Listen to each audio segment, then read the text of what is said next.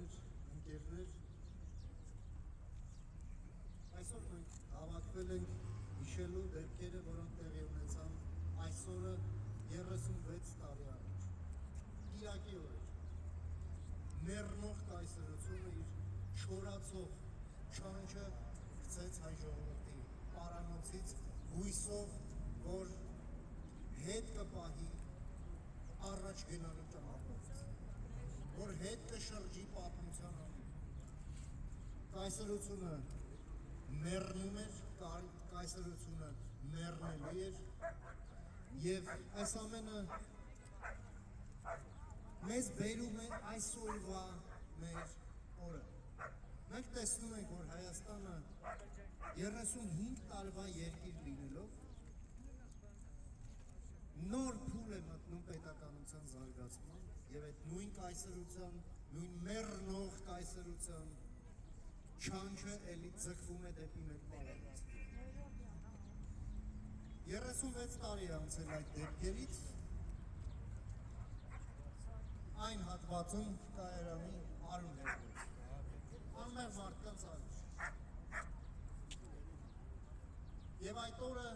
չի հիշվում պատշաճ ձևով, այդպես է դասավորվել, սխալ է դասավորվել, եւ մանավանդ 36 տարվա ընթացքում երկու սերունդ է չափահաս դարձել, 36 տարին շատ երկար ժամանակ է, եւ անհրաժեշտ է վերհիշել, թե շատ կոնկրետ ինչ տեղի ունեցավ այդ օրը։ Խոսքը փոխանցում եմ մեր ընկերոջը Տիգրան Գրիգորյանին, համեցեք։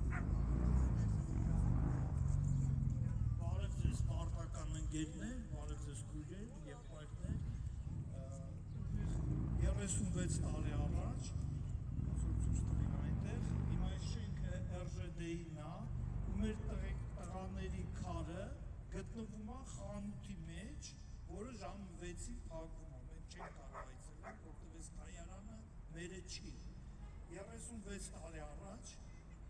27-ին զոհվել է 27 հոգի ամենաէլիտար հայկական կռվող տղեկի լավագույնները, դրանք մեր հայ էլիտան պիտի լինեն,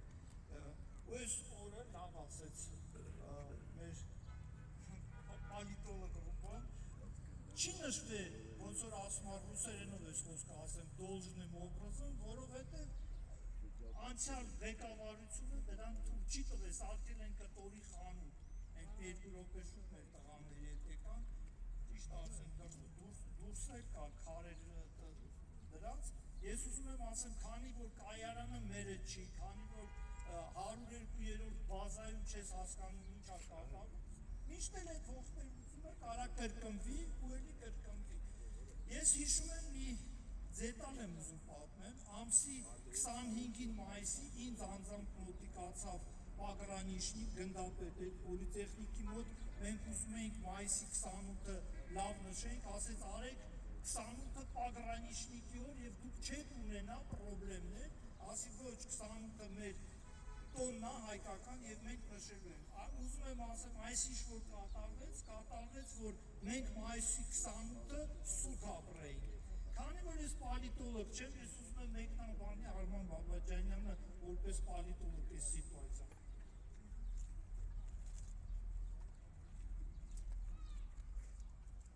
Տիկնայք, պարոնայք, մարդական ընկերներ, բարեկամներ։ Մենք ես այդ քրակական իրավիճակի մասին պետք է խոսեմ, որը իմ կողքական զինվորականներ, մեր հաշվերական զինվորականներ, նրանք դրա մասին պատմեն։ Մենք հիմա այսօր երեք շարաչ օրը խոսում ենք հիբրիդյան բազմաձև անկանոն պատերազմի մասին։ Հայաստանը այսօր ենթարկվում է ոչ կանոնավոր հարձակման, ոչ կոնվենցիոն հարձակման ու անօրինակ է, որ հարձակվողը ունեցած ձևով իր մասին մեր կարծիքը չգիտի։ Զարմանալի բան է, մենք երբևէ ռուսական իմպերիայի, եթե կուզեք ավանդական, թաթար-մոնղոլական, ոսկե հորդայի, Ռոմանովների իմպերիայի, SSR-ի, հիմա RF-ի քաղաքական գնահատականը, հայ-ռուսական հարաբերությունների քաղաքական գնահատականը չունենք։ Մենք գիտենք, իրենք չգիտեն, մենք ինչ կարծիք ունենք իրենց մասին։ Սրանից 36 տարի առաջ արդեն երրորդ տարին էր Սովետական Հայաստանի քաղաքացիները, այն ժամանակ մեր երկիրը այդպես էր կոչվում, Սովետական սոցիալիստական Հայաստան։ Սկսել էին ազգային ազատագրական շարժում։ Մենք հիմա ասում ենք Ղարաբաղյան շարժում, պարտիա Լենին-Գորբաչով, միացում, իրականում դա ազգային ազատագրական շարժում է։ Եվ այդ ազգային ազատագրական շարժումը խեղդելու, ճնշելու համար իմպերիան,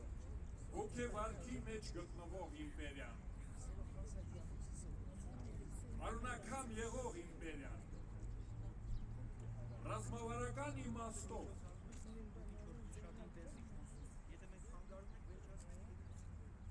ռազմավարական իմաստով իր մրցակիցների, այն է արևմուտքի կողմից ծանր հարված ստացած իմպերիան, պարտվող իմպերիան, պարտվում էր, ծնկի էր եկել SSR-ը, ծնկի եկած իմպերիան, այնքան զորություն ուներ, որ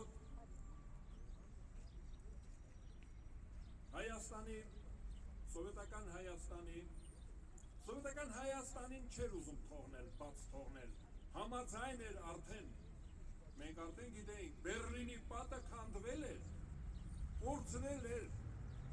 Արևելյան Եվրոպան, կորցրել էր Լեհաստանը, Չեխոսլովակիան, Ռումինիան, Գերմանիան, դեմոկրատական Գերմանիան, բայց կարճել էր այս փոքրիկ Հայաստանից, չէր ուզում հանձնել Հայաստանը, ու դուք գիտեք մի քանի ամիս հետո, օգոստոս ամսին, մենք նույնիսկ իրուր աշխարհի հռչակեցինք Հայաստանի Հանրապետությունը անկախ պետություն, բայց կարճել էր ու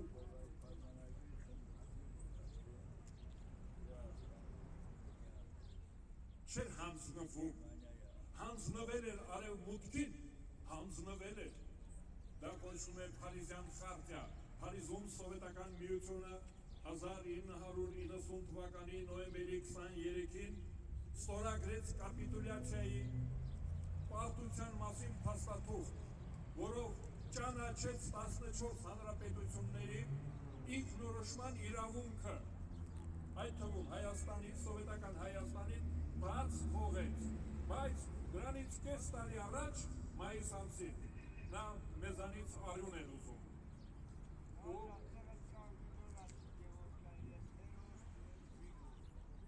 Մենք հիմա գտնում ենք այն հրապարակում, որտեղ տեղի ունեցավ այդ արյունահոսությունը։ Հիմա նրանք, ովքեր որ խոսում են փրկիչների մասին, Ռուսաստանի, Հայաստանի անվտանգության երաշխավորի մասին, նրանք պետք է հիշեն այս օրը, երաշխավորը տանկերով, զրահամեքենաներով մտավ Երևան քաղաք, օկուպացիոն զորք որպես մտավ, ու որ մենք ասում ենք 27 հոգի զոհվեց, որտեղ իրենք հասկացան, որ 27-ով, այդ 27-ը զոհաբերվեց, իրենք նույնպես կզոհվեն, նրանք հետ նահանջեցին, ես ուզում եմ ասել, որ այսօրը մենք պետք է նշենք որպես մեր փոքր հաղթանակի օր, այո մենք հիշում ենք, ցավակցում ենք հարազատներին, մենք հարգում ենք մեր զոհված հայրենակիցների հիշատակը, բայց նաև ասում ենք, որ մենք չենք հանձնվելու, այսօր էլ մենք չենք հանձնվելու, մենք դիմադրելու ենք, մենք հաղթելու ենք։ Շնորհակալություն ուշադրության համար։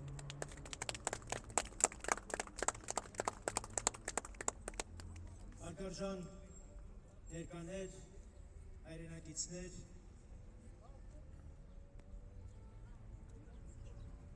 և Կայարանի այս հրապարակում 36 տարի առաջ իրենց մահկանացուն գնքած Արթուր Կարապետյան, Վիգեն Սարգսյան, Սամվել Հովհաննիսյան, Արթուր Մկրտչյան, Վարդան Ավետիսյան, Գագիկ Մկրտչյան և նրանց մարտական ընկերները։ Նրանք ողջ են, քանի դեռ մենք հիշում ենք նրանց սխրանքը։ Նրանք այստեղ են, քանի դեռ Հայաստանը մինչև վերջ չի ազատագրվել։ Այս հրապարակում 36 տարի առաջ բախվեցին մեռնող կայսրությունը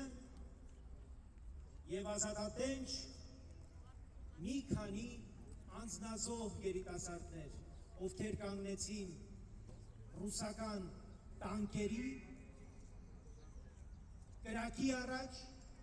և իրենց արյունով ցույց տվեցին իմպերիային,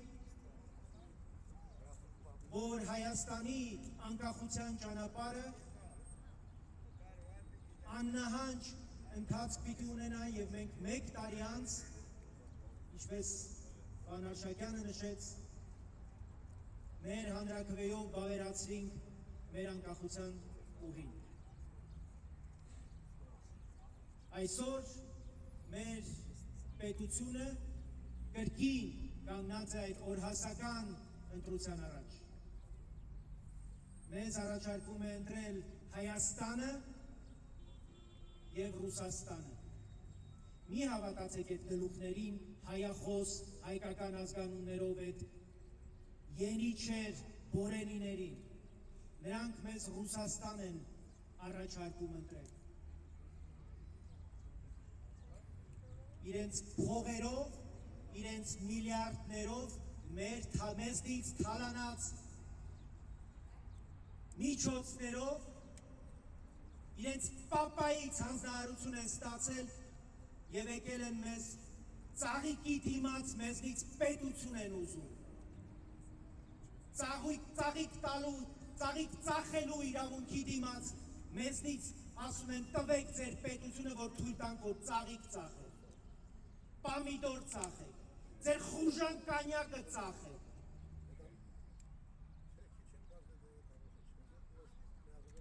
Մենք պետություն չունենք տալու,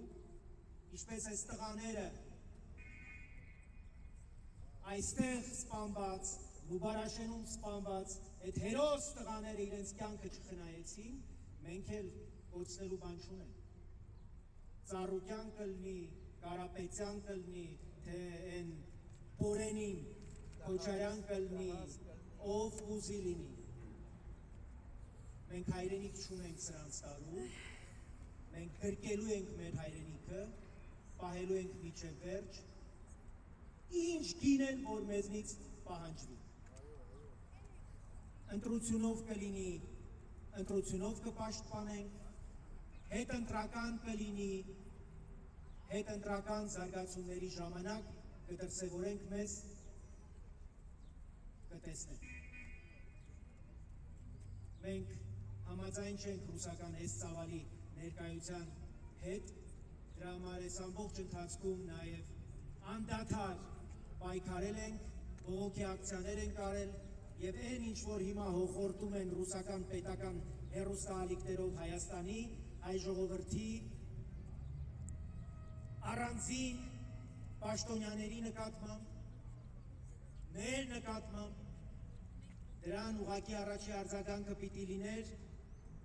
այդ ռուսական հեռուստաալիքները մեր հանրային մուլտիպլեքսից անջատելը։ Ես չգիտեմ ումից են վախենում, այս ամեն ինչից հետո էլ ինչ կա վախենալու, բայց գործուն քայլը և համարժեք հայելային պատասխանը կլիներ անջատել մեկը միշտ այդ երեք աղբը, ռուսական, ֆաշիստական, պրոպագանդիստական, այդ աղբը պիտի հիմնահատակ անջատվի մեր հարկատուներից հաշվին գործող հանրային, եթերային տարածքից։ Երկրորդ, անհրաժեշտ է, որպեսզի մեր սահմաններից ժամ առաջ դուրս գան այդ FSB-ի ռուսական հատուկ ծառայությունների ուժերը։ Անկախության ճանապարհը հենց այդպիսին է լինում։ Մենք պիտի վիճակի լինենք մեր իրական դաշնակիցների տեխնոլոգիական աջակցությամբ մեր սահմանների վերահսկողությունը իրականացնել։ Երրորդ, ռուսական ռազմաբազան Հայաստանում անելիք չունի։ Արտաքին սպառնալիք ինքը չի չեզոքացնում, բայց մենք ունենք հիմնավոր տեղեկություններ և կասկածներ, որ կարող են ներքին սպառնալիք ստեղծել։ Մենք գիտենք, որ ընտրություններին արդեն իրենք ակտիվ ներգրավված են և ռուսական ռազմաբազայում աշխատող Հայաստանի քաղաքացիներին ուղիղ հանձնարարություններ են տալիս, ինչպես և ում օգտին քվեարկել։ Դրանք հայերեն խոսող հայկական ազգանուններով, բայց ինքնություն չունեցող, իրենց հայրենիքը ուրացած FSB-ի ագենտներն են։ Սամվել Կարապետյան, մյուսը այդ ոճրագործ մարդասպանը, Քոչարյան, մյուսն էլ քրեաօլիգարխիայի սիմվոլը և իրենց ձագերը, վերջերս պարզվեց, որ Թաթոյանն էլ դրանցից մեկն է։ Որևէ մեկը մեր ուշադրությունից չի վրիպելու, ով գործեց մեր պետության դեմ, համարժեք պատասխան ստանալու, ով չճանաչեց մեր պետության օրենքը, դուրս է շպրտվելու ոչ միայն մեր քաղաքական միջավայրից, այլև մեր պետությունից առհասարակ։ Ռոբերտ Քոչարյանը այդպիսի քայլ արեց 98 թվականին, երկրում մի նորմալ ընդդիմություն չկար, որ քացով տար ու թույլ չտար, որ կեղծ տեղեկանքով մարդը սահմանադրության խախտմամբ զբաղեցնի 10 տարի, այդքան ոճրագործություններից հետո, շարունակի պաշտոնավարել և մնալ հետաթորում։ Մեկն էլ հիմա եկել է, ոչ մի սահմանադրական ցենզի չի համապատասխանում, ասում է ես հաջորդ Հայաստանի վարչապետն եմ։ Եվ պետական մարմինները սրան շարունակում են թույլ տալ, որպեսզի հեռուստաեթեր զբաղեցնի և մեր հարկատուներից հաշվին գործող հանրային եթերային տարածքը շարունակի ադրբեջանական նարատիվներ տարածել, մի բան, որ կարող ենք հաստատապես ասել, Ալիևը միլիարդներ պիտի ծախսեր, որ սրանց նման քարոզիչներ ունենար։ Եկել են մեր երկիրը ապականում, այլասերում և իրենց անբարոյականության համարժեք քարոզչություն են անում։ Ես հավատում եմ մեր ժողովրդի հավաքական իմաստությանը, խոհեմությանը և վստահ եմ, որ հունիսի 7-ին ոչ միայն սրանք, որտեղ սրանք իրականում Պուտինի հանցակիցներն են, Պուտինը պիտի պարտություն կրի, որովհետև այն ինչ տեղի ունեցել 36 տարի առաջ, ռուսները համարում են, որ իրենց ծրագիրը, իրենց նպատակը չի ավարտվել, իրենք ժամանակավորապես կորցված տարածք են համարում Հայաստանը, իրենք նույնիսկ մեզ պետություն չեն համարում, իրենք մեր գոյությունը համարում են թյուրիմացություն։ Հունիսի 7-ին մեր հավաքական պարտքն է սրանց մրթին տալ, որ իմանան ինչ բան է Հայաստանի համար պետությունը, ինչ բան է հայ ժողովրդի համար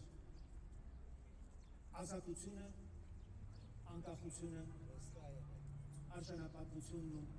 ինքնիշխանությունը։ Այս տղաների հիշատակը հարգելու, բար պահելու մի ձև կա։ գրկել եւ պաշտպանել մեր պետությունը, մեր պետության ինքնիշխանությունը, ազատությունը, ժողովրդավարությունը եւ արժանապատվությունը։ Ոչինչ չի կարող ավելի թանկ եւ նվիրական լինել, քան հայրենիքն է։ Ում է պետք մեր կյանքը, եթե մենք չկարողանանք այս կռվում եւ այս ճակատամարտում պահել, պահպանել ու պաշտպանել մեր պետությունը։ Հունիսի 7-ին մենք մեր խրամատներում պիտի լինենք, մեր պաշտպանության գործին պիտի լինենք, այդ օրը ձեզնից ավել բան չի պահում։ Գնալ եւ տեր կանգնել մեր պետության, տեր կանգնել մեր անկախության, մեր ազատությանն ու արժանապատվության։ Ի գործ եւ դեպի հաղթանակ։